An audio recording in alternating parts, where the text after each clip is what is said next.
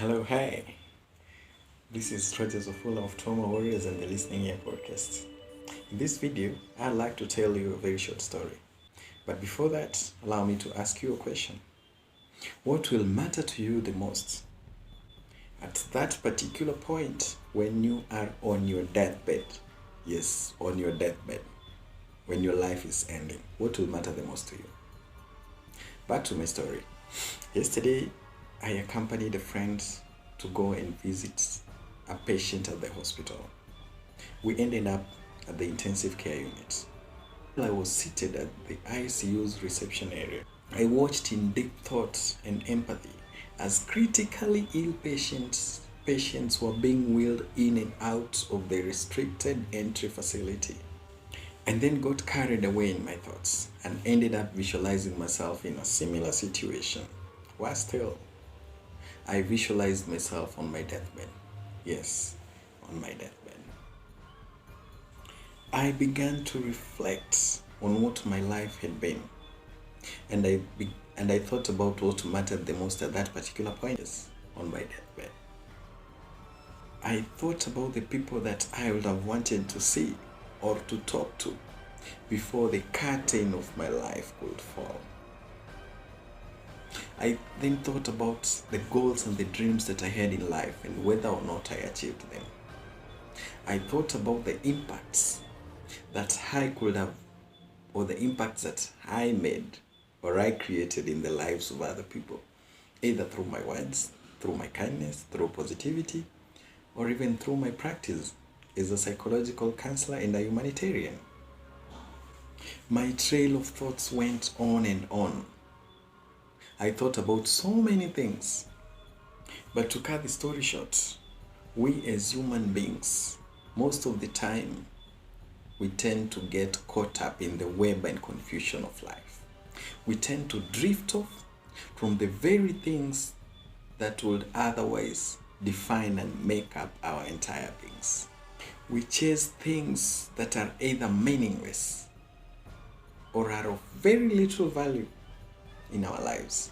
We tend to overstay in places and situations that suck the very life out of us. At times, we become afraid of taking the dive and pursuing the elements and the things and the passions that would otherwise define our lives and give us the utmost fulfillment that we could ever get. Once again, ask yourself this question. What will matter the most to you at that particular point when you are on your deathbed? Yes, on your deathbed. What will matter the most? What will you wish that you had done or achieved when the batteries of your life were still fully charged?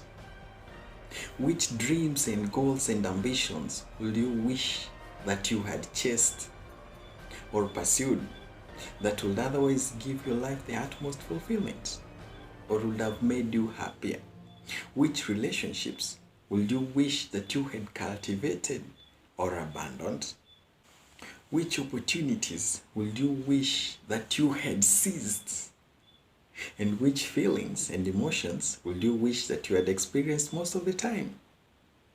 And more importantly, ask yourself another question. What stopped you? What stopped you? What stopped you? Oh, how I wish that when we are born, that somebody would have told us that we are not going to live forever, that our time is limited and sooner or later we are going to exit the stage. That the goal of life is not to live forever, but to create an impact or impacts that will live long after we are gone.